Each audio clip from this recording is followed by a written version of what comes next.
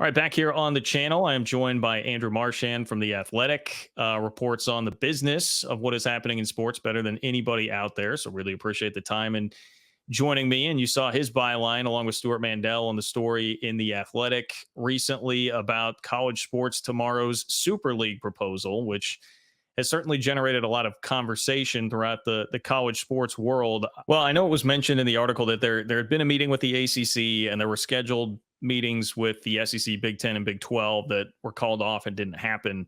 Again, not surprised on the Big Ten or the SEC front, but I mean, I was a little surprised to see that hasn't happened with the Big 12, that they wouldn't be somebody that would really jump on board with this group. Do you know much in terms of the details of how the Big 12 feels about it and why that meeting may or may not have happened?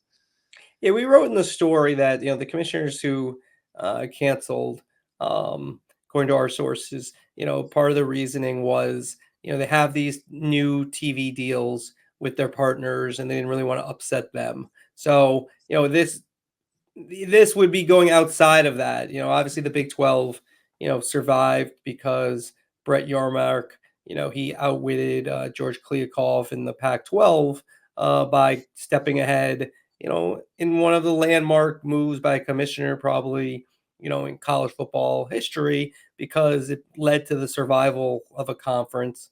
And, it's a little bit of a different situation as, the Big 12 still had, probably wouldn't have gone out of business right away because it still had time on its contract. And maybe a couple of years from now, somebody else would emerge and they wouldn't be able to survive.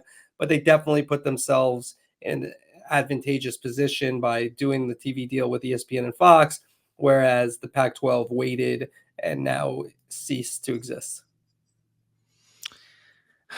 I know there was some mention in the article of like, hey, this would still tilt the financials toward the bigger brands, right? Like your Alabamas, Texases of the world, they would still maintain some level of superiority, so to speak, over the rest of college football that way. But do they have much worked out in terms of like the details of how that would work? Would this just be another kind of revenue split that would have to be worked out a la the college football playoff right now? Like what detail do they have on that front? Yeah, this group, they have like 6 categories. They call them streams that they're working on. That's one of them. And they have a formula. I didn't write about them, but I was able to look at them in terms of, how they ranked all the teams.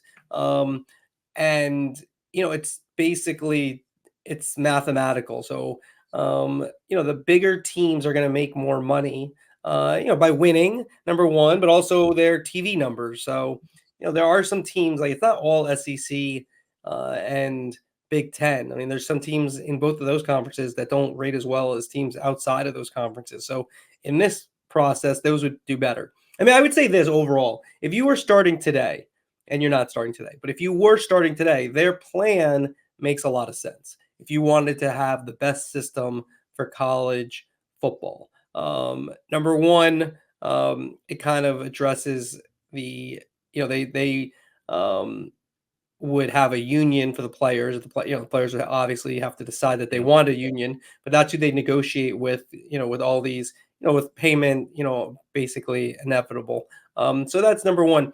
Number two, in terms of ownership, they borrow from the MLS, where you don't own a team, you own a percentage of the league, and so everyone in the top 70, and then the 10 teams that would move up each year from the second division, they would own a percentage, but your percentage would be different based on how much revenue you brought in. And then you have you said the promotion and relegation for those bottom 10 teams, and then the second division, which I think if you had could create excitement for those teams where you move up, which you see if you're a soccer fan in the Premier League and Championship, which is the first division, which is the Premier League in England, and the second division is the Championship. And so I think there'd be something you'd be playing for, even if you weren't in that top 70. And then a chance to get in the top. I think it'd be a big deal to get into the first division, which would, I think, electrify fan bases across the country.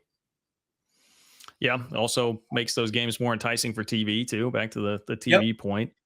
Private equity has been flirted with in the college sports space. Like Florida State has talked about potentially going that route in their fight with the ACC. I know it's a it's a thing that's being talked about a decent amount. But how does private equity function here? Like, what is the role specifically, and then what are the inherent risks that would come with that part of this plan? So we were really looking into the private equity aspect of it. And, when College Sports Tomorrow, this group with Perna and Rollap, et cetera, and a lot of other bigwigs, they kind of downplay the idea that they're bringing in private equity, that they're just doing this because they want to see a solution for college sports. But here's how private equity, you lose these billions of dollars worth of settlements or cases for NIL. And there's other cases as well. You owe all this money. How do you pay it? Well, one way is private equity looks at college football, says it's undervalued. We'll put in this much money. They didn't say this to us, but it's pretty evident. These type of people and people in private equity don't put in money without expecting to get a return on their investment. So they would, I would presume, get some sort of percentage.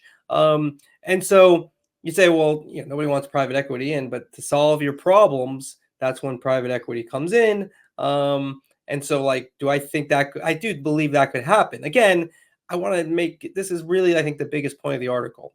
I mean, is that I think a lot of these ideas have a chance of happening. Is this the group that's going to make it happen? I don't know. And when does it happen? And how do you get everyone on the same page? As you are very closely covering realignment, you know this as well, and your audience knows this as well as I do. It's hard to get everyone, especially these presidents who are doing a lot of different things, even at football schools. They're not just football presidents.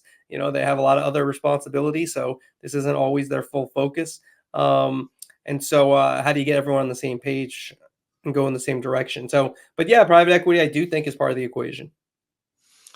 Well, it's fascinating stuff, and I think you guys did great work with the article. I did want to ask before I let you go about if there is any chatter right now on Fox and ESPN, what they think of Florida State and Clemson potentially being out there as they battle with the ACC. Obviously, Fox with the interest of the Big Ten in mind, potentially getting a stake in Florida, Clemson, another pretty big brand there. What do you hear about what the TV networks are thinking right now about everything happening in the ACC and this whole battle? Yeah, I think they're, in my opinion, and I know they pay a lot of consultants a lot of money for all this. So, but in my opinion, I think it's a little bit foolhardy. I think that the Big Ten is tapped out in terms of money. Fox added money at the end for Oregon and Washington. They have the three networks involved with Fox, NBC, and CBS. With the added teams, counting UCLA and USC, you figure to have at least two, if not three, good games every week. So Florida State, I don't think brings as much value as maybe they think they do. And maybe they just want to be in a better conference, and maybe they're right long term. You saw, if you look at the Oregon deal, with the Big Ten, they don't get paid in full right away. They have Nike and Phil Knight to back them up. And so maybe that's what they're thinking, but I don't know. I'm not Ian, for, let's say, Clemson with the SEC. I don't think ESPN's throwing in more money for Clemson. I mean, the other thing that's going on in media that, has to be understood is that when these deals were made, we still were in a high time in terms of what networks were willing to pay and what their books look like to add stuff.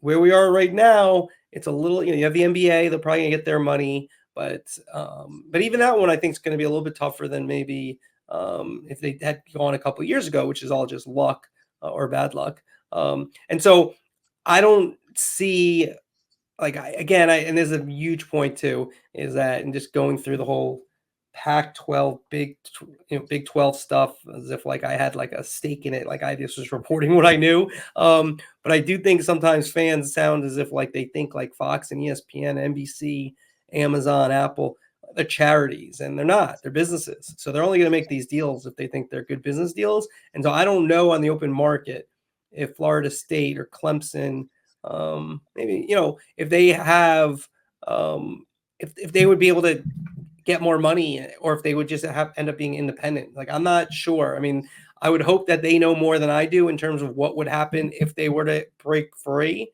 like they have something where they know they be in the Big Ten or they know they be in the SEC. But I don't know if that's so certain.